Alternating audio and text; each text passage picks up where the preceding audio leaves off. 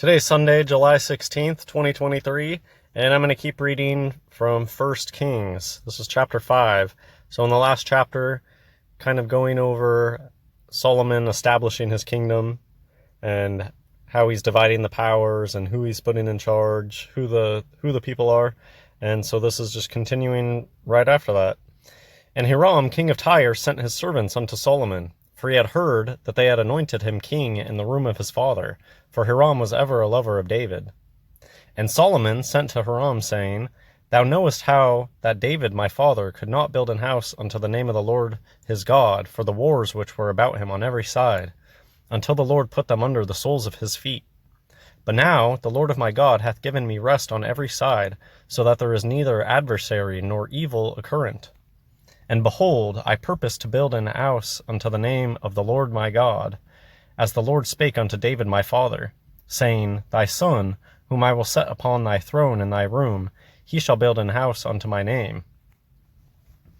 Now therefore command thou that they hew me cedar trees out of Lebanon, and my servants shall be with thy servants, and unto thee will I give hire for thy servants according to all that thou shalt appoint. For thou knowest that there is not among us any that can skill to hew timber like unto the Sidonians.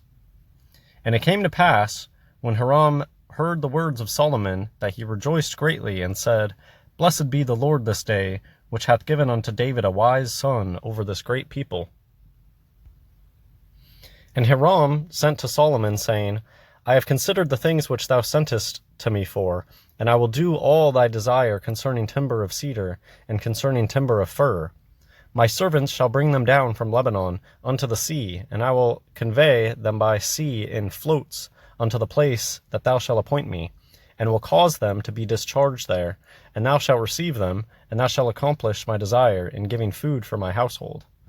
So Hiram gave Solomon cedar trees and fir trees according to all his desire.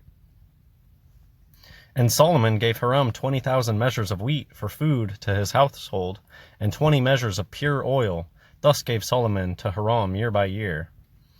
And the Lord gave Solomon wisdom, as he promised him. Excuse me. And there was peace between Hiram and Solomon, and they two made a league together. And King Solomon raised a levy out of all Israel, and the levy was 30,000 men. And he sent them to Lebanon, 10,000 a month by courses. A month they were in Lebanon, and 2 months at home. And Adoniram was over the levy. Interesting. I actually live not too far from a place in Oregon that goes by the name of Lebanon today.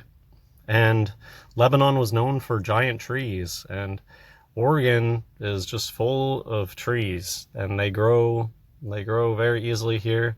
They plant a big patch of trees, and then they come back decades later and just chop it all down. And there's tons of wood out of Oregon, and I just find it interesting that there's a place called Lebanon. Oregon also has some of the biggest old petrified tree stumps that I've ever seen in my life. Just look up Table Rock in southern Oregon. They are enormous old petrified tree stumps. So this is quite the... Just imagine trying to get two countries working together like this and being willing to send... I mean, this is kind of what happens today when they just put it all under the guise of a modern war. But this reminds me of taking 30,000 American men and sending them off to Iraq to sweep dirt and guard poppy fields and stuff. It's just been made, quote-unquote, modern today. But this type of governments working together still happens today. That's just what it reminds me of. Okay, verse 12. This is a short chapter. We're almost done, actually. And the Lord gave Solomon wisdom, as he promised him, and there was peace between Hiram and Solomon, and they two made a league together. And King Solomon raised... I already read this. Verse 15 is where I was left off. And Solomon had 80 So 3 times 20, 60 and 10,000, so 70,000. And Solomon had 70,10 that bear burdens, and 80 hewers in the mountains. And these are the numbers that they were working with way back in the day. Could you imagine a project today having 80, so 80,000 people hewing stone in the mountains? I don't think we really have great works such as were done in times past. And the number, I really think that today, it is such a lie today what they say, oh, the earth has never been this populated, and the 7 billion figure is just pulled out of thin air. And I think that this is probably one of the least populated times. If you know about exponential growth, and when populations really are growing rapidly, they're going to be having a lot more than just 2 children. And it is a bunch of BS what they say about, oh, in times past, everybody used to die really young and everybody died during childbirth. They always are way overstating how amazing things are today. And anything that's in the past, they just slander it and say that people were dying left and right and wretched and living in complete wretchedness. They always tell the same lie, that the past sucked and that today is good. But if you just use your eyes, you can see that today sucks and people had it figured out a lot better in times past. Anyways, so Solomon has casually 80,000 stone hewers at his disposal to go work on this project. But these were the numbers of people and experts by today's standards. Like the tales that they tell us about, like, oh, slaves built. How could it possibly be that unskilled slave labor is what creates some of the biggest monuments ever? That doesn't make any sense whatsoever. It has to be skilled laborers that are united, and it's a passion. You need to be passionate about this sort of thing.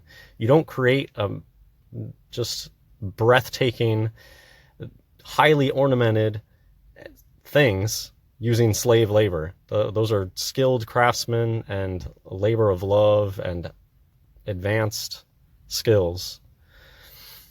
They learn that certain lies like work with people. For whatever reason, telling people that slave labor does these amazing things, I don't know why, but it works. People believe it. It's the same thing. The Freemasons pass off the same type of history shenanigans. How many amazing masonry buildings are all over America that they'll tell you that, oh, the prisoners built their own castle prison. Oh, slaves built that amazing plantation house. How is an unskilled slave labor supposed to know how to build a magnificent plantation house in like an old Roman style? Anyways, getting off on tangents. Verse 16, there's just a few more verses left. Beside the chief of Solomon's officers, which were over the work, 3,300, which ruled over the people that wrought in the work. So is that like 3,000? There's a 33. 3,300 like foremen? Are those like project managers? Those are the people that are over the project. Interesting though. It's always interesting the details that are provided, and they were very into counting things, and numbers really did matter. I mean, look at how often 12 pops up. This just got talked about earlier in church today. How tons of aspects of our society come from the Bible and biblical ideas, and no matter how much people want to say like, well, I don't need a Bible to tell me that I shouldn't kill people. Okay, but it's a unique authority figure that we do need a book to write down the laws, to write down the ones, and it is important that they come from God and that they match. I mean, man is made in the image of God.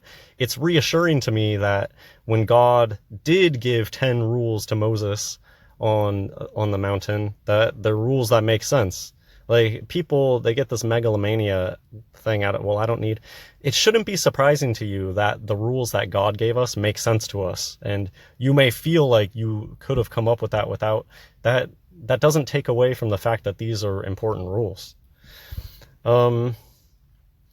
Anyways, oh, I lost my train of thought. What was, there was a point to that. Let me read this again. Beside the chief of Solomon's officers, which were over the work, 3,300, which ruled over the people that wrought in the work. Oh, anyways, it must not have been that important.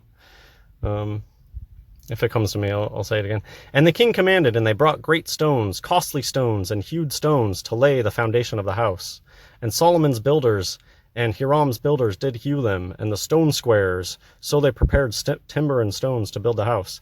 Yeah, just amazing. All of these people getting together and working on these things. We don't build stuff like this anymore. And it's been downhill since then. And just riding the coattails of generations that were before us that were bigger and better. Anyways, yeah, that's it for this video. We got plenty more chapters of this to go. I like to just take it slow, chapter at a time. I enjoy doing this. It keeps me in the Word every day, thinking about it. It's nice too to have like a subject. Oh, I'm working through like First Kings right now, and it it really does give opportunities. Like you'll notice, oh, this one applies to me today. This is kind of funny and off, like just tangential, but whenever I do these like daily Bible studies, it may not even be like the words in particular that fit with my lifestyle. Like, oh, this connects to what's happening in my life today. Something that I find interesting, because the last chapter was a really, really long chapter. And then every once in a while, I'm feeling like I need a break, or like, oh man, I just feel like today is kind of a slower day. And then it ends up being a really short chapter. And it ends up being exactly what I was looking for that day. Oh, this was a nice little quick chapter. And maybe I can read it a few more times, or maybe I just needed a break that day. It's just something I notice that, oh, hey, today I was feeling a little bit lack of energy, and God gave me a shorter chapter of this for today. So that's one reason I like to do a daily thing. I'll start to notice patterns like, oh, this applies specifically to today. That's nice. All right, that's it for this video. God bless everyone.